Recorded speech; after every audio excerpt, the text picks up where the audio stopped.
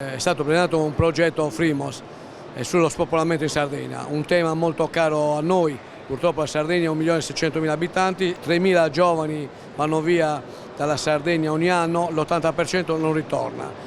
Quindi questo è un ragionamento importante che riguarda il turismo anche, e quindi io sto puntando molto su un progetto per far ritornare i giovani in Sardegna, altrimenti sarebbe un'isola davvero di anziani, non possiamo permetterci. Per questo bisogna coniugare una serie di forze, soprattutto di progetti a favore dei giovani che gli permette di ritornare, ma soprattutto di ristarci. Quindi una Sardegna appetibile, una Sardegna che cerca di proiettarsi con l'innovazione, la tecnologia alla portata dei giovani per farli restare, soprattutto dopo che studiano fuori, noi dobbiamo saperli far ritornare a casa. Quindi il progetto Frimos è un progetto importante che ci dà comunque, o ci fa fare una riflessione molto importante sullo spopolamento. Il progetto della Fondazione, che va avanti da 3 anni, si chiama Frimos, che è la combinazione di 2 parole, free dall'inglese e frimu dal sardo, quindi liberi di restare. Ci siamo posti questo problema anche perché dobbiamo stimolare un po' il dibattito su quello che è il drammatico tema dello spopolamento dei nostri piccoli comuni.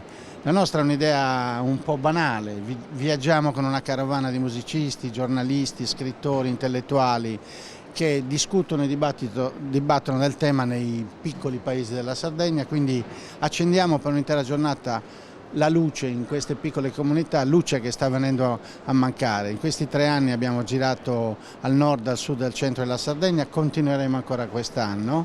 Coinvolgeremo le scuole, il mondo dei giovani, che sono quelli che devono comprendere che il problema dello spopolamento è un problema davvero serio. La Fondazione è uno strumento culturale che ci consente di girare la Sardegna in lungo e in largo, e non solo in Sardegna. Il progetto di Frimos ormai ha varcato i confini regionali, anche perché il problema dello spopolamento non è solo sardo, e quindi siamo stati anche all'estero. Diciamo che la musica e la cultura servono per mettere insieme le persone, poi ragionare su un tema così complesso come quello dello spopolamento.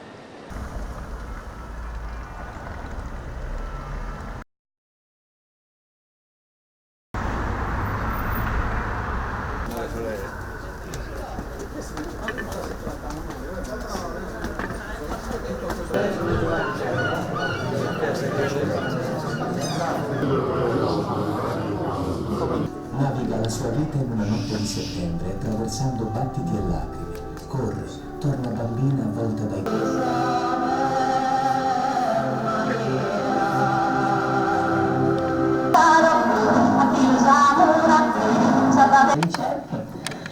Quando cantavano io accendevo e sapevo che in quel momento